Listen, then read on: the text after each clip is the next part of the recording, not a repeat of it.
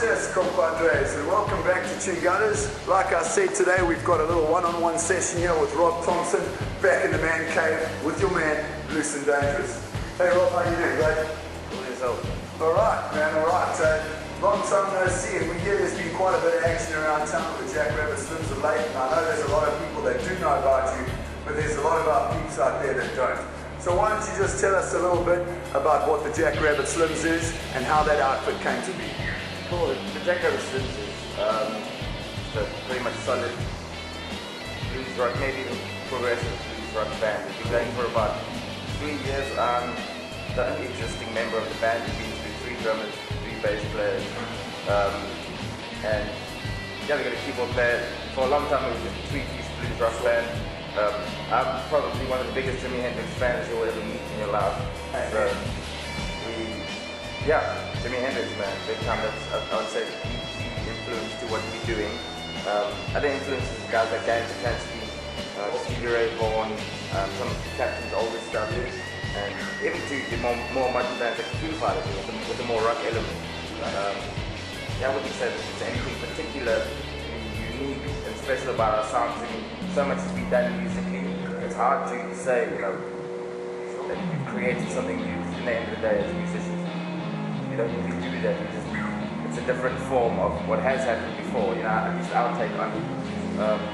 If you like solid, hard blues rock music, then you can dig this stuff. That's great. And tell me, it's all purely original work at this stage? Is it around the original work? It's half. Original music. I mean, I'm very proud of the original song that we have. But I think that that's something. I think that there are sounds which is just different. Bottom line is, I think that people kind of get the message of what the song is about. I think that's the most important thing about writing a song. It sounds good. People are going to get it kind of across. But then, like I said, Hendrix, man. We do a number of Hendrix covers. We do a number of, like I said, old Eric Clapton stuff as well. Cream days. Yeah, from Cream days, some dance stuff. So it's a bit of a mix at the moment. I'd say it's half in terms of original and covers. Ideally, I would like to go purely original, but you've got to draw the crowd in to get there, right? I'm sure. But it's cool, I've been since started about 3 years ago. I'm not too sure exactly what name. You wouldn't be a rock dude. Yeah, it's cool, man. I've had a best decision I've ever made in my life to start playing blues, to actually get a blues rock band together, and to decide that this is all I'm going to do for a living. Well, now we know that there's been a journey, around the Jackrabbit Slims and moving through a lot of different musicians and artists and finding yourself into a nice group and a tight unit now. Why don't you tell the peeps at home who the boys are in the band and what they do? Well, we've got Lloyd Martin on drums. He's kind of the new guy in the band. I think we've only played 2 shows with him, but he's rocking.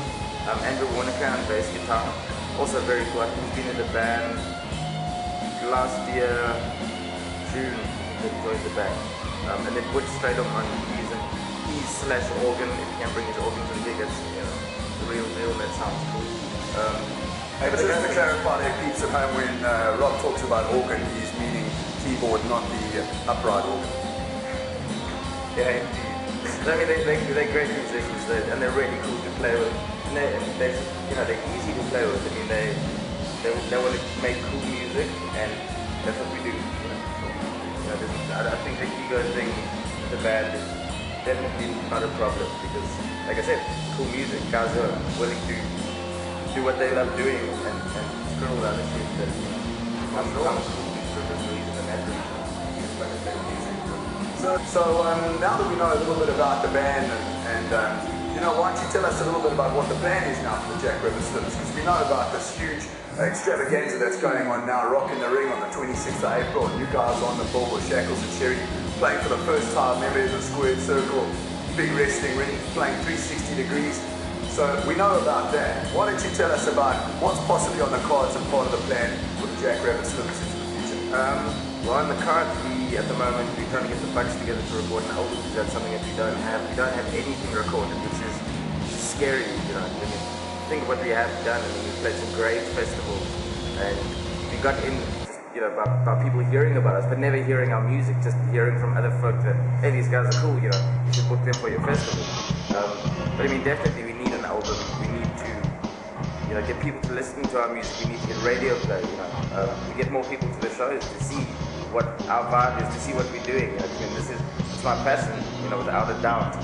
I'm going to be doing this till the day I die, and I want more people to come to the show to experience that, what I'm trying to say, my message in the music or whatever you might want to read into it. But I mean, the big thing is a recording, get an album done. And then, of course, the tours will come after that. Yeah, I mean, we might be playing Durban Blues Fest again this year, and some other festivals put them together, if things happen, that's rugby. But I mean, I think, like I said, main goal is to get the Bucks to get an album. And I think from there, things will happen, from there, it will be easier for us to make things happen. No, that's cool. And I think, if I think back, this certainly, just for the peeps at home, this isn't the first time Rob and I have crossed paths. In actual fact, we met each other in December last year at a little gig called Rockin' the Petunias, and 12 musicians over 10 hours, and it just so turned out that it wasn't just 10 hours, it ended up being 14 hours when 3 of us were back at the old hotel room, 3 bottles of brandy, a couple of guitars, and just to round off the evening, 3 cops asking us to turn it down or they were going to arrest us. But of course we couldn't do that because we were being responsible and not driving home. But let's not focus on that, Rob, because we know we've done some crazy shit, because that's how Loose&Dangerous rolls. Now, why don't you tell us a little bit about the cool things that you've done in the past, so we can put the peeps into the head of Rob Thompson. What's it like? Yeah, I don't know about the crazy things. I don't know if I'd want to say them. I think that sometimes a little bit too crazy, and I mean, but that always happens playing in bands. Things go down, and you'll share that Correct. I heard a little bit about America. The States was a very cool thing. Last year, July and August, I was in the States. I was there for 3 weeks. I went over on my own. I couldn't take my band, sadly, but I had a great sponsor and great booking agent whose husband is Ray Fuller from Ray Fuller the Blues Rockers, a big-time blues rock band in the States. And they'd been in PE, I think it was April last year, and they saw me and they said that they're going to take me over. And I didn't believe them because I've heard stories, so many stories before. And about a month later, Sherry Fuller got hold of me. She said, this is the deal, whatever, these places have booked you to play. And I had to sort out my visa. And then, she paid for my flights. I stayed with her and Ray. I toured with Ray's band. I think it was 5 of my own shows as the Rob Thompson Blues Band, using Ray Fuller's band as my backing band that I learned all my songs. That was great to me. 3 weeks where I had the time of my life, man. I played some ridiculously cool places. I played at the #1 blues bar in the whole United States. I mean, that's all. Sherry, that's incredible. Great booking agent. And where in the States was this? I pretty much toured Ohio, and then I went to one city out of state, which was Indianapolis in Indiana. That's the Slippery Noodle, the #1 blues bar. And I've been trying to make a plan to go back. I wanted to go back this year, but it doesn't look like it's going to happen. But it does look like Ray Fuller is coming to South Africa this year to come play a bit at the Durban International Blues Fest. And then we're going to set up some other shows if he does come down to play along with it. Durban Blues Fest is great. That's another big thing that I'm proud of. It's the #1 blues festival in South Africa, quite possibly even in Africa from what I've heard. And we played there for the last 3 years. And the last year, we played in the international concert, which meant we were selected as some of the South African bands to play alongside on the same night to share the stage with the USA acts and the international acts, which was great. We saw some great music. And then one cool thing about the fest is blues is not a commercial genre. I mean, most people know that, but the support for blues, playing at a festival like that, you see that there are a hell of a lot of people who still dig it. And it gives me confidence, because I mean that's what I'm into, gives me confidence big time that it's happening, I think far more people know about blues and dig blues rock than we actually think, Just because we don't hear it on the radio doesn't mean that people aren't passionate about it. For sure. Well, that's fantastic, and I think we certainly got a little bit more information and a little bit more insight to Rob than anyone on the street would have unless you know him personally. So Rob, thanks a lot for coming in here and opening up a little bit, telling us all about it. That's awesome, man. And you know, we look forward to hearing a lot more from you in the future, and good luck with that album deal. Now, I think what we need to do is just kind of round things off again. Just let everyone know, in case you missed it earlier, this is all about Rock in the Ring. 26th of April, the biggest show to ever hit Port Elizabeth. It's an ocean rock first, never been done before. 2 rocking outfits starting off the show. The Jackrabbit Slims, Shackles and Sherry, and then a full contact, no holds barred wrestling match right in the same ring where the bands are going to be rocking out for the whole night. Public holiday Friday, you ain't got no excuses. And if we remember the carnage that happened over the last 2 weeks, you know that this build-up is huge. DDK getting chokeslammed right at the island. The cemetery scene almost coming to within an inch of his life. And now, lucky enough, we found out that there's an undisclosed location where Ocean Rock has been holding up DDK. We managed to get our film crew there to check it out. Go ahead, bro. Good evening, guys. We're here at an undisclosed location, coming to ask DDK some questions. Ocean Rock put him up in this nice penthouse suite after he felt really unsafe after the whole cemetery incident. Let's see if he's home.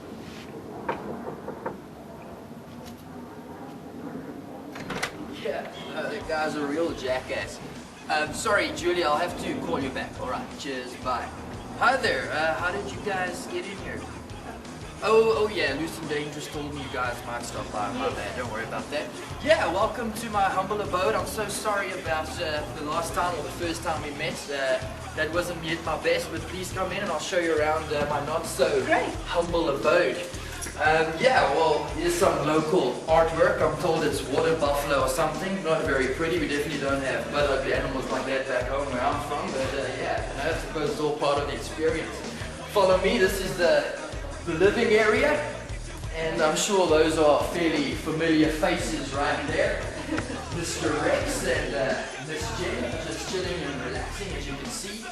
And yeah, well, this is where we spend most of our time when we have time to kill. Right. Mr. Rex, how do you feel about the whole cemetery incident of last time? Well, that's all fine. I mean, we've moved past that, you know. It was a little blip on the radar, but everything's fine now. There's no problems with that whatsoever. So yeah, it's not even something worth discussing actually. And yeah, well, that's enough of this area. There's so much to this place. I actually can't. I don't have enough time to show you everything, or I'll show you the highlights. So let me take you through to the kitchen, where Jen makes all the magic happen. Follow me. It's right through here. There's some Java for those that like their caffeine or early start. You have to hit the gym nice and early if you want to prepare for a big match on like the one on the 26th. And yeah, as I said, this is where Jen works her magic, good at her pastas, and I think pasta's on the menu tonight actually, so I'm looking forward to that. And yeah, here's a glorious waste of space as well. I'm not too sure what goes on in here, but all I know is dirty stuff comes in and then clean stuff comes out. But don't ask me, I don't know the finer details whatsoever. What's going on here, man? Jeepers. I've heard stories of telecom and load shedding or something, but this is just ridiculous. What the? Whoa. What's going on here, man? Hey, this is weird, man. What's going on here, man? Doesn't that thing of yours have a light or something? I can't see a thing in here. Just give me a second. Jeez, man, it's ridiculous. Does she close? I've got it. Does she close the door? What's the story? I don't know. I was filming you. It's jammed, bro. It doesn't want to open. Did you hear that? Did you hear that? Get this thing open. It doesn't open. Come with the light. I can't see anything. Is there a motherboard? You know where the motherboard is? No. You stay here. Well, I don't know what the motherboard is. Come on, I'm not an electrician or something. Where's the... Rex! Jane! Is it... Where are the lights? Where's the lights? There's a light. Try the light. No, bro. It's definitely not working. It's definitely not working. The power must have tripped. Can you hear that?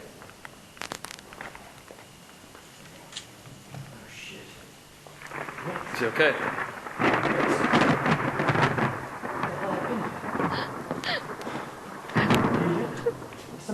Jen? Jen? Oh